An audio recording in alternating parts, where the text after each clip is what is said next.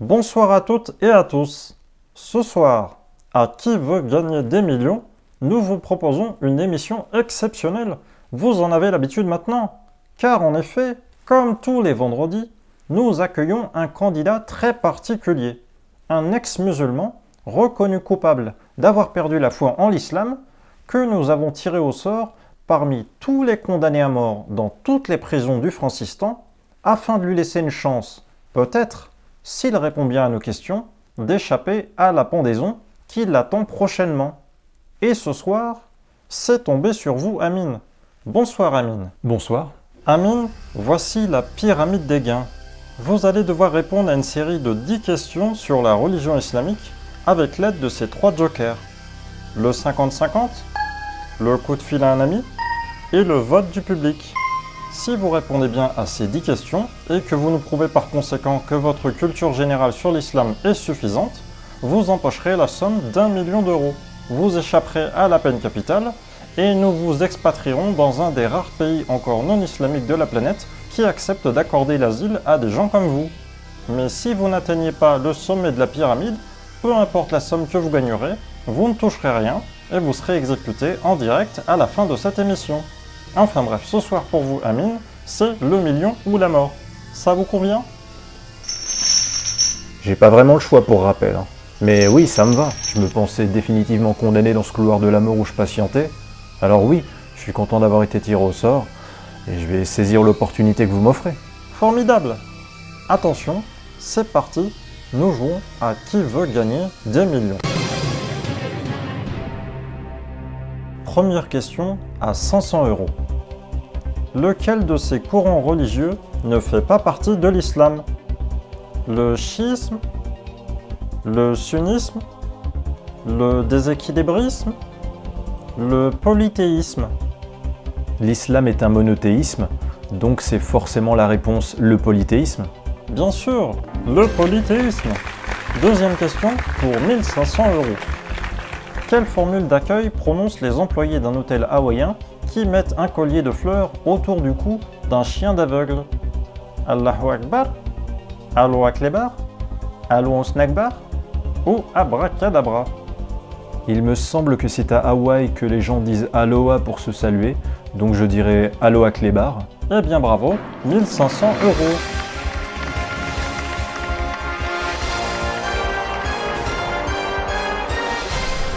Nous venons de passer les 2 premières questions qui étaient des questions faciles. Il vous reste encore 8 questions et vous avez toujours vos 3 jokers. On passe à la 3e question pour 6000 euros. Pourquoi la djellaba est-elle un vêtement populaire dans le monde musulman? Parce que le bruit des braguettes de pantalon fait fuir les chèvres. Parce qu'on peut y dissimuler de la dynamite entre ses cuisses. Parce que sa coupe aide à cacher les formes du corps. Pour faire comme Marilyn Monroe au-dessus des grilles du métro. J'avoue que je ne me suis jamais posé la question, mais en procédant par élimination, ça peut se deviner. Bon, j'écarte d'office les réponses B et D. Le style de vêtements du genre djellaba, camis, ça s'est popularisé un peu partout dans le monde musulman, bien avant l'invention occidentale du métro ou de la dynamite. Et j'ai même envie de dire que plus les endroits islamisés sont reculés technologiquement, et plus ces vêtements minimalistes sont portés. Pour ce qui est de la phobie des chèvres par rapport au son des braguettes, je n'y crois pas trop. Et parce que les jeans slim qui moulent les jambes, l'entrejambe et les fesses, ou les bikinis on en trouve plus facilement en terre mécréante que dans les zones où le Coran invitant à la pudeur fait la loi, je dirais réponse C. La coupe de la djellaba aide à cacher les formes du corps. C'est votre dernier mot? C'est mon dernier mot. Pourquoi la djellaba est-elle un vêtement populaire dans le monde musulman? Parce que sa coupe aide à cacher les formes du corps. Bonne réponse. Pour l'instant, il n'y a pas de problème. On passe à la question suivante pour 12 000 euros. Lequel de ces groupes de créatures cités dans le Coran ne se prosterne pas devant Allah? Les animaux? Les ombres? Les montagnes? Les mécréants? Bon, là je suis pas sûr, parce que si j'en crois votre question, 3 des 4 types de créatures de cette liste de réponses se prosternent devant Allah, et une seule de ces 4 ne se prosterne pas devant Allah. La logique voudrait que je vous réponde que ce sont les mécréants réponse D qui ne se prosternent pas devant Allah, mais du coup, ça veut dire que d'après le Coran, les animaux, les ombres et les montagnes se prosterneraient devant Allah. Quand on y réfléchit, les humains sont censés être les êtres vivants les plus débrouillards parmi toutes les espèces vivant sur Terre. Donc si les mécréants aient la bonne réponse à cette question, ce que je pense normalement, ça signifie que du point de vue de l'islam, les animaux, pourtant moins intelligents que les humains, auraient tous le bon sens du point de vue islamique de se prosterner devant Allah, ce qui inclut les otaries, les labradors, les saumons, les belettes à poil ras, les poules. Parce qu'il y a écrit « les animaux » en réponse A. Les animaux, c'est une généralité. Comment les animaux ont-ils mieux compris et cerné l'existence d'Allah et le devoir de la prosternation envers Allah, plus que les humains, à la part mécréante encore conséquente?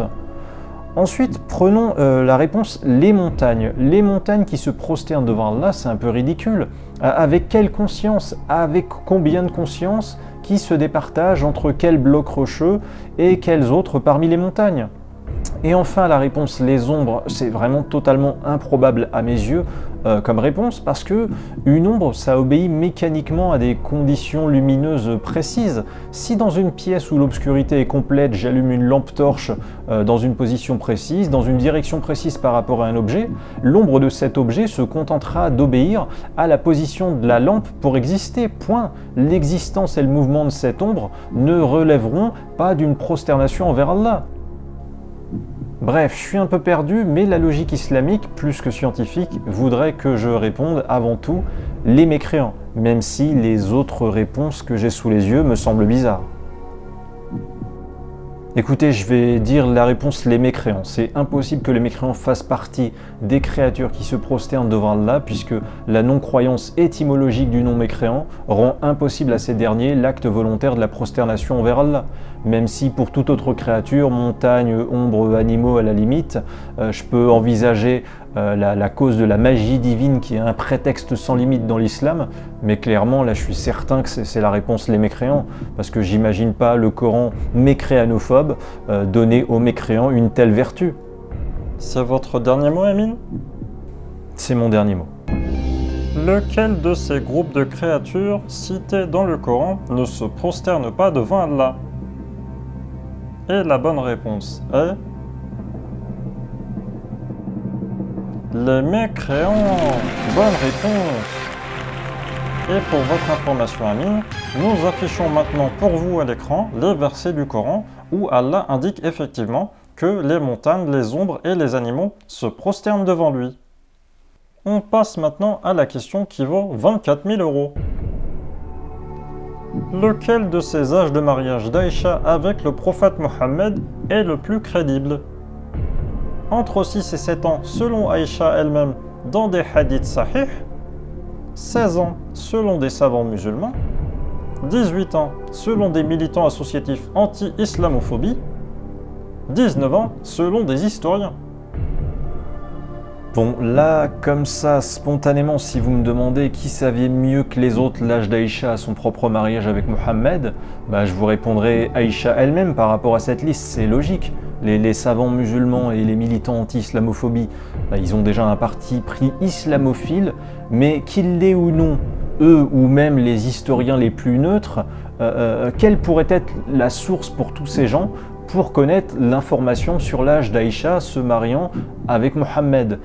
Par exemple, leur source, ça pourrait être des témoins directs de l'époque de Mohammed. Bah justement, Aïcha vient de cette époque et elle est mieux qu'un témoin encore, elle est l'acteur central de cet événement qu'elle a vécu personnellement. Si vous voulez, je suis un apostat, je pars pas du principe que les hadiths sont forcément vrais, mais la réponse A, le témoignage d'Aïcha, est en plus confirmé par le support de hadith sahih que les musulmans jugent les plus crédibles comme source complémentaire au Coran pour leur religion, il me semble.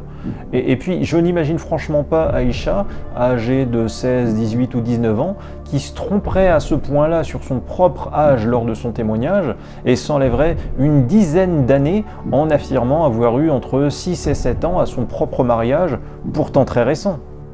Non, vraiment, la source qui me semble être la plus crédible, c'est la réponse A, Aïcha elle-même, via des hadiths sahih. C'est votre dernier mot, Amine?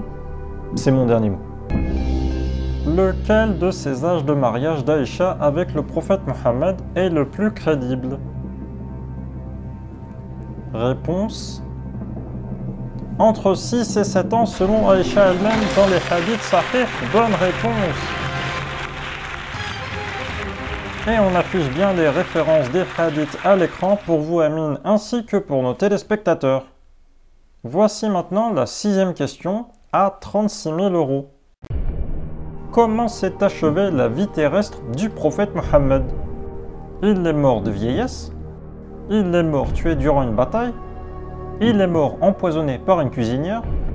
Il a été élevé au ciel par Allah de son vivant jusque dans l'au-delà? Si Dieu est censé l'avoir fait prophète spontanément, j'imagine ce prophète bénéficier de la protection, de la bienveillance d'Allah, donc ça me donne envie de dire qu'il serait mort de vieillesse ou élevé au ciel, ou à la limite mort dans une glorieuse bataille pour défendre la veuve et l'orphelin, pour la symbolique. En tout cas, les réponses A, B et D, ça fait impressionnant, ça fait potentiellement glorieux d'une certaine façon. Mais par contre, la réponse C, je suis désolé, mais mort empoisonné par une cuisinière, ça fait vraiment ridicule. Une telle fin pour un prophète divin de son niveau, le dernier des prophètes, celui devant parachever la révélation finale d'Allah. En plus, au verset 67 de la sourate 5 du Coran, Allah dit, je m'en souviens, qu'il protégera Mohammed des gens. Et Allah dit de lui-même à de nombreuses reprises dans le Coran qu'il est omnipotent, donc il peut tout faire. Aussi, il est omniscient, donc Allah sait tout. Du coup, il ne devrait pas subir la tentative d'empoisonnement contre Mohammed sans être capable de l'en empêcher. Je vais peut-être utiliser un joker. Ils sont là pour ça, Amine. Je vais utiliser le 50-50. Très bien, ordinateur, veuillez retirer 2 mauvaises réponses. Il vous reste donc 2 réponses possibles. Le prophète Mohammed serait mort empoisonné par une cuisinière, ou il aurait été élevé au ciel par Allah de son vivant jusque dans l'au-delà. Alors je suis un peu perdu car je suis en train de réaliser, il me semble, que le prophète Mohammed a eu des funérailles puis un tombeau. Du coup, il a bien fallu mettre son cadavre dedans, donc la réponse il a été élevé au ciel par Allah de son vivant jusque dans l'au-delà, elle me semble subitement impossible. Je sais pas quoi faire. Est-ce que je peux vous suggérer de demander l'aide du public? Ça m'embête pour le coup de gaspiller 2 de mes 3 jokers successivement et si vite pour une seule question, mais là j'ai pas le choix si je veux avancer car je suis vraiment hésitant. Donc oui, je voudrais demander l'aide du public s'il vous plaît. Très bien, public, si vous savez, prenez votre télécommande et répondez à la question suivante. Comment s'est achevée la vie terrestre du prophète Mohammed? Vous avez 2 choix possibles. Réponse C, il est mort empoisonné. Réponse D, il a été élevé au ciel par Allah de son vivant, jusque dans l'au-delà.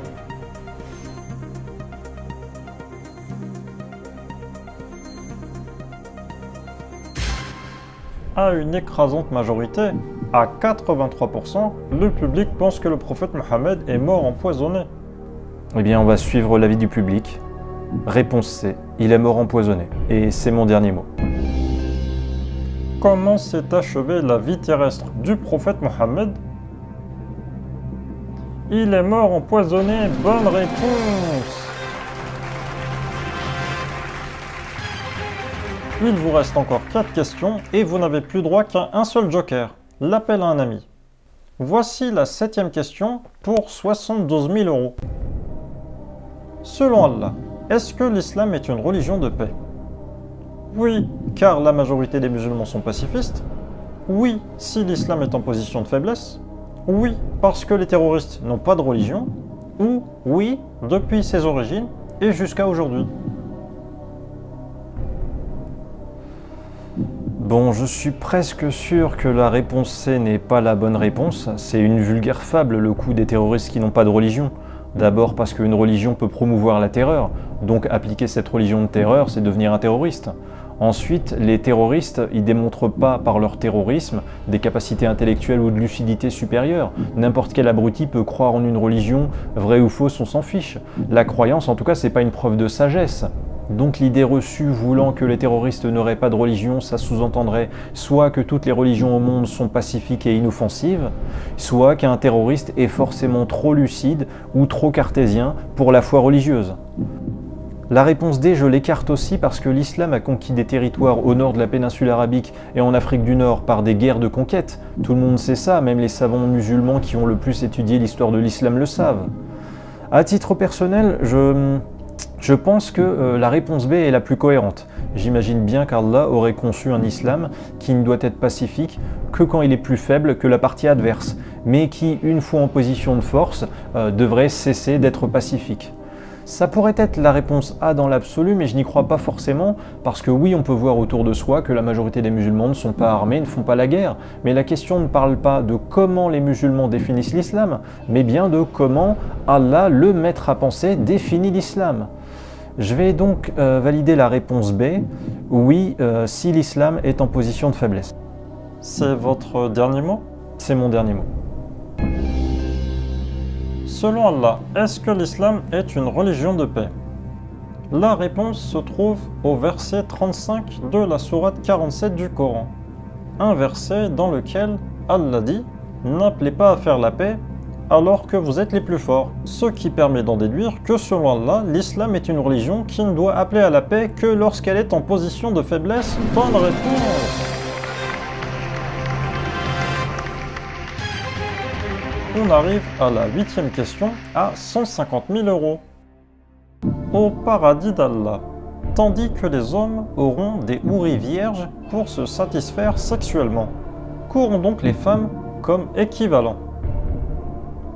Du Xanax, un casque VR et une connexion modem 56K à beurrette.com, rien, des troubadours touareg eunuques qui leur joueront du tambourin. Le choix des réponses est très diversifié là comme ça. Bon, déjà, il y a un premier élément qui me perturbe d'emblée, c'est qu'il me semblait que les gens qui peuplaient le paradis d'Allah, ils avaient droit à tout ce qu'ils voulaient.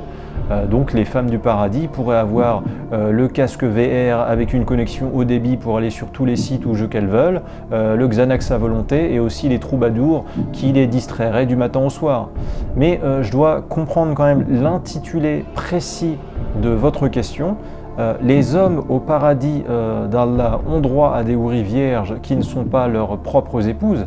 Plein de théologiens musulmans disent d'ailleurs que les musulmanes au paradis auront leur mari terrestre, ou le dernier en tout cas, ou bien un époux si jamais elles sont mortes sans avoir eu d'époux durant la vie terrestre. Mais encore une fois, les nombreuses houris vierges pour les hommes au paradis ne sont pas des épouses, mais plutôt des sortes de prostituées. Du coup, c'est quoi l'équivalent non marital pour les femmes au paradis? C'est sans doute ça, je crois, le sens précis de votre question. Alors, ça devrait être des houris masculins, on va appeler ça comme ça, mais il n'y en a pas dans votre liste de réponses. Peut-être parce qu'Allah pense que les femmes seraient naturellement moins portées sur la chose, ou qu'Allah ne voulait pas dire aux hommes musulmans à la possessivité patriarcale supérieure à la moyenne que leurs épouses sur terre seront heureuses de se faire sauter par un ou plusieurs gigolos houris dans l'au-delà. Bon, enfin, en tout cas, je crois que je vais faire appel à un ami. Qui voulez-vous appeler? Mustapha. Il connaît bien le sujet? Ça fait quelques années que je ne l'ai pas vu. C'est mon oncle que je connais depuis tout petit. Et il a toujours été un passionné de théologie, qui lit beaucoup de livres sur l'islam. Il connaît peut-être la réponse. Allô? Allô, tonton, ça va? C'est qui? C'est Amine. Ah, Amine, c'est toi? Ça va? Ça fait longtemps, hein? Qu'est-ce qui te devient? Tu viens manger à la maison quand tu veux en tous les cas, n'hésite pas, hein? Oui, allô Mustapha, je m'excuse de vous interrompre avec votre neveu. C'est Jean-Pierre Toufik à l'appareil. Ah, Jean-Pierre, c'est vrai, c'est vous? Ah, je regarde tous les jours votre émission en plus, mais là, j'étais pas dans le salon, j'étais en train de réparer la machine à laver dans la salle de bain. Je vous crois, Mustapha, quand j'ai entendu je vous le téléphone crois. sonner, je me suis mis à courir, mais sinon, wallah, je regarde tout le temps l'émission en temps normal. Ah, elle est où encore cette télécommande là? Ah, voilà, je l'ai. J'allume, attends, hein. Je vais couper le son. Ah, voilà, je vous vois avec Emin, mon cher neveu. Ah, ça fait des années que je t'ai pas vu, Emin. Hein. Ah, en tout cas, il est très beau ton pull orange, Emin. Hein. Il est spécial, mais il est beau. Et te va bien. Oui, Mustapha, je suis avec Amin, votre neveu, qui a utilisé l'appel à un ami et qui a besoin de vous pour une question à 150 000 euros. Ah oui, c'est beaucoup d'argent ça. Hein. En plus, Mais attendez, on est vendredi. Le vendredi, c'est l'émission spéciale où vous faites venir ces saloperies d'apostats là. Et le pull moche d'Amin là, c'est pas un pull, c'est sa tenue de prisonnier. Alors comme ça, t'es devenu un apostat, Amin. Mais t'hchemch, ça te traite. Tu rentres plus jamais dans ma maison, je t'invite plus à manger. J'en ai rien à foutre que tu perdes l'émission, qui t'exécute en direct. Wallah, je m'en fous, je vais aller faire chauffer des popcorn et je vais attendre le moment où ils vont t'exécuter. Mustapha, excusez-moi. Vous ne voulez pas aider votre neveu? Monsieur Tofek, je vais être très clair avec vous. Je n'ai pas de neveu apostat. J'y suis pas son ami. Je veux pas de problème avec les autorités. Je connais pas d'apostat. Je veux pas de problème. Voilà. Ah, apparemment, votre oncle a raccroché. Il ne souhaitait pas vous aider. Bah, du coup, je vais appeler quelqu'un d'autre. Ah non, vous n'avez le droit qu'à un seul appel, je suis désolé. À partir du moment où la personne a décroché, l'appel est considéré comme consommé. Maintenant, j'attends votre réponse. D'accord. Bon, je vois mal Allah parler du Xanax ou du casque VR ou de leur équivalent sous moyenâgeux. Les troubadours, ça m'inspire pas non plus. Et l'islam est une religion tellement misogyne que je dirais la réponse c'est rien. C'est votre dernier mot? C'est mon dernier mot. Au paradis d'Allah, tandis que les hommes auront des houris vierges pour se satisfaire sexuellement, qu'auront donc les femmes comme équivalent?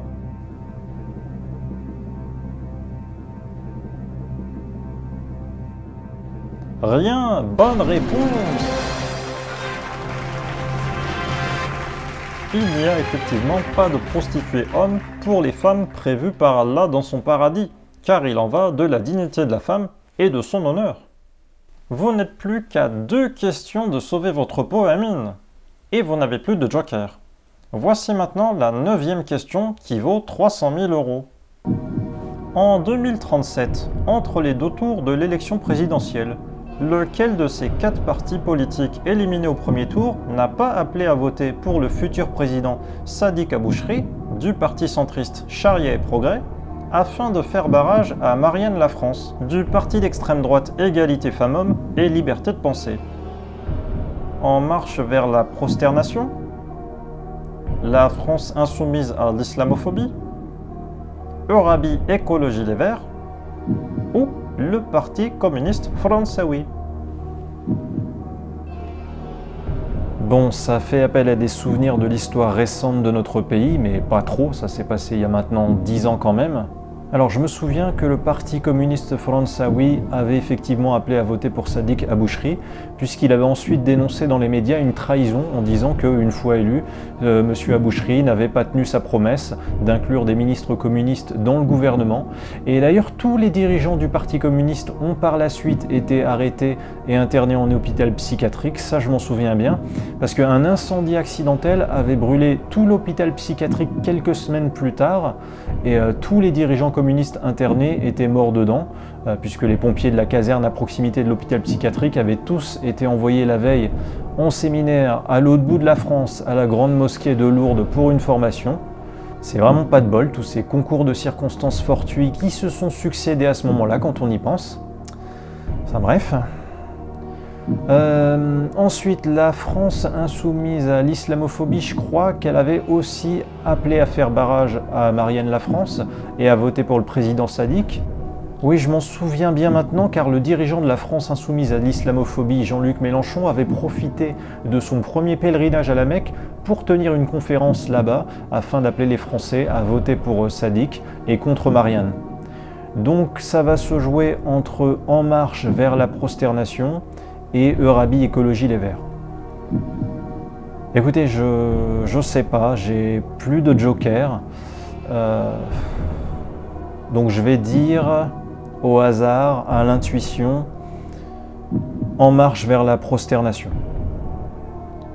C'est votre dernier mot?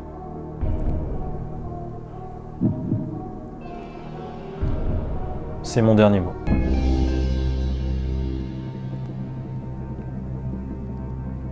La question est la suivante. En 2037, entre les deux tours de l'élection présidentielle, lequel de ces 4 partis politiques éliminés au premier tour n'a pas appelé à voter pour le futur président Sadiq Abouchri afin de faire barrage à Marianne Lafrance? Un seul de ces 4 partis éliminés dès le premier tour avait refusé d'appeler à voter pour Sadiq Abouchri, un parti qui estimait qu'économiquement, on ne pouvait pas mettre l'âge de départ à la retraite en dessous de 84 ans, tandis que le parti de Sadiq Abouchri s'était engagé au maintien de l'âge de départ à la retraite à 72 ans. Et ce parti, qui n'a donné aucune consigne de vote entre les deux tours de la présidentielle de 2037, c'est En marche vers la prosternation. Bonne réponse. J'ai eu beaucoup de chance là. Vous êtes enfin arrivé à la dernière question, Amine. Cette 10e et dernière question qui vaut 1 million d'euros et qui vous garantira surtout, si vous y répondez bien, d'échapper à la peine capitale à cause de votre crime d'apostasie. Voici la question. Dans l'islam, qui est avant tout responsable des mauvaises actions humaines? Le libre arbitre humain? Satan? La prédestination divine? Ou les sionistes? Au vu de la difficulté croissante que j'ai eu à répondre aux questions précédentes, je suis quand même assez étonné de tomber sur cette question pour le coup, qui me paraît comme ça bien moins compliquée en comparaison. Bon, déjà, j'ai jamais trop compris, je vous avoue, le système de la responsabilité du péché en islam. Les humains sont jugés au jour du jugement dernier par Allah, puis sont condamnés à l'enfer ou alors récompensés du paradis, ce qui signifie donc qu'on leur reconnaît une responsabilité individuelle dans leurs actes, bons ou mauvais. Mais en même temps, et Mohammed le messager l'a confirmé, ce serait le diable Iblis Satan qui nous ferait faire nos mauvaises actions à nous les humains. Et en même temps, Allah a créé le destin de tout le monde depuis notre conception dans le ventre maternel et il y a consigné chacun de nos actes de la totalité de notre vie, de la naissance à la mort. Autrement dit, on serait juste des marionnettes du destin.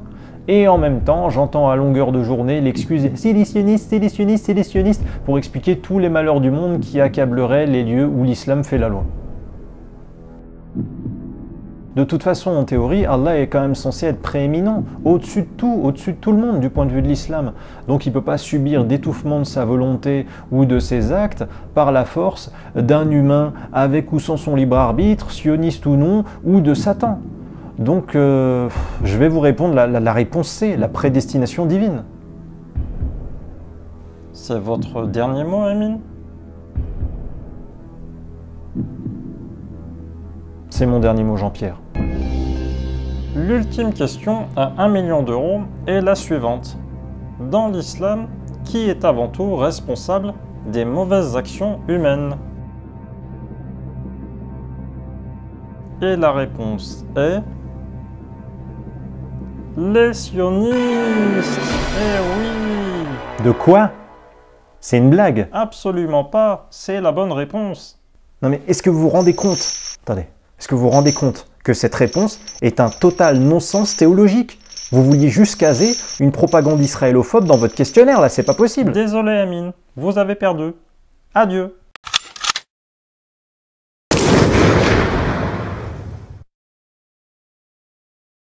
Quant à vous, chers téléspectateurs, je vous dis à la semaine prochaine.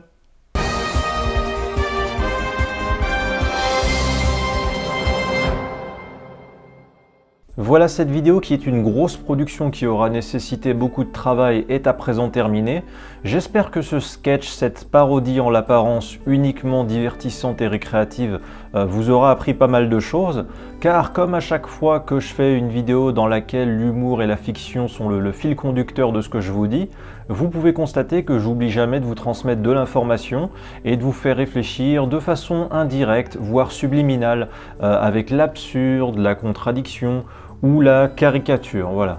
Et que mon candidat en combinaison orange de tolard et avec ses grosses chaînes du Moyen-Âge bien rouillées, à travers ses réflexions par rapport aux questions de l'animateur Jean-Pierre Toufik, qu'il se soit mis à douter, à hésiter, à expliquer les raisonnements logiques avec lesquels il cherchait à faire sortir, à dissocier la bonne réponse des mauvaises réponses, et ben c'était ça le véritable intérêt créatif et philosophique de ce sketch d'aujourd'hui, que je l'espère vous partagerez avec vos amis sur les réseaux sociaux, que vous commenterez sur YouTube, vous likerez pour aider à son référencement.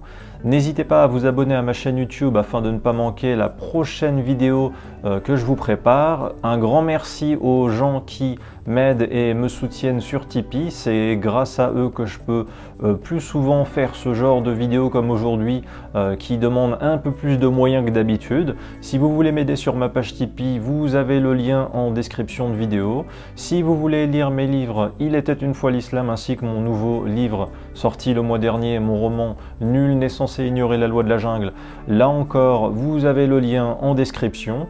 Portez-vous bien en ces temps difficiles. Voilà, et puis je vous dis à bientôt.